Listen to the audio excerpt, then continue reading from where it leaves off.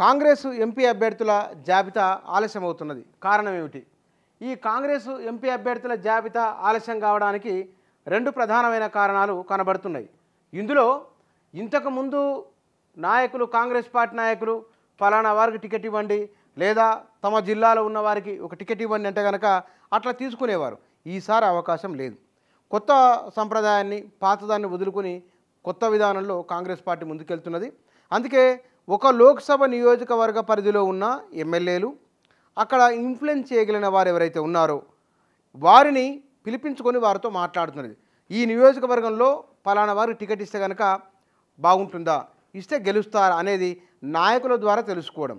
రెండవది, public phone calls చేసి నాయకులు అక్కడ ఉండగానే పబ్లిక్ ద్వారా ఫోన్లు చేసి సమాచారం తీసుకోవడం. మూడోది, సర్వేల ద్వారా సమాచారాన్ని తీసుకోవడం. ఇట్లా 3-4 మార్గాల ద్వారా ఇప్పుడున్న అభ్యర్థుల కంటే కూడా బెటర్మెంట్ అభ్యర్థులు ఎవరున్నారు అనే అంశాలపైన సర్వేలు చేసి అభ్యర్థులను ప్రకటించబోతున్నారు. ఇంతకుముందు ప్రకటించిన అభ్యర్థులకు ఇప్పుడు 13 మంది వరకు ప్రకటించాల్సి ఉంది.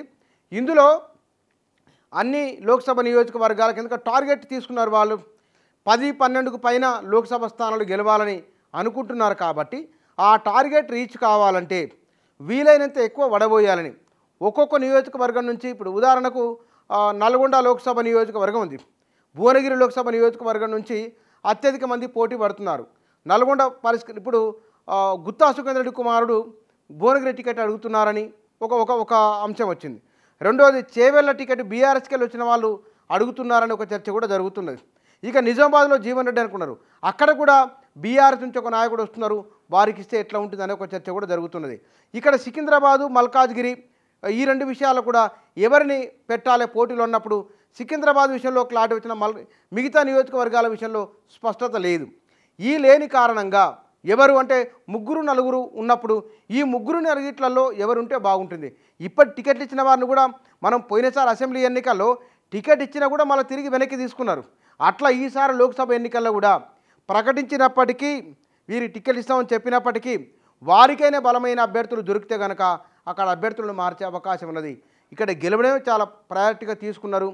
ఢిల్లీ పెద్దల ఒత్తిడితోనో, లేదా ఇక్కడ రేవంత్ రెడ్డి అది రాష్ట్ర పార్టీ ఒత్తిడితోనో కాకుండా ఉమ్మడిగా గెలిచే వారికి అవకాశం ఇవ్వాలని ఈసారి క్షేత్రస్థాయిలో ఉన్న కార్యకర్తల అభిప్రాయాన్ని కూడా పరిగణలోకి తీసుకొని జాబితా తయారు చేస్తున్నారు.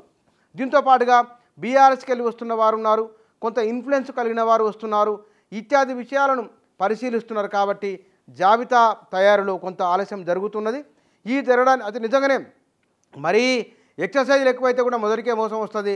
బీఆర్ఎస్, బీజేపీ అభ్యర్థులను ప్రకటించి వారు ప్రచారంలోకి సీరియస్గా వెళ్ళిపోయిన తర్వాత లేటుగా కాంగ్రెస్ పార్టీ ప్రకటించడం వల్ల ప్రయోజనం కూడా అంతగా ఉండకపోవచ్చు.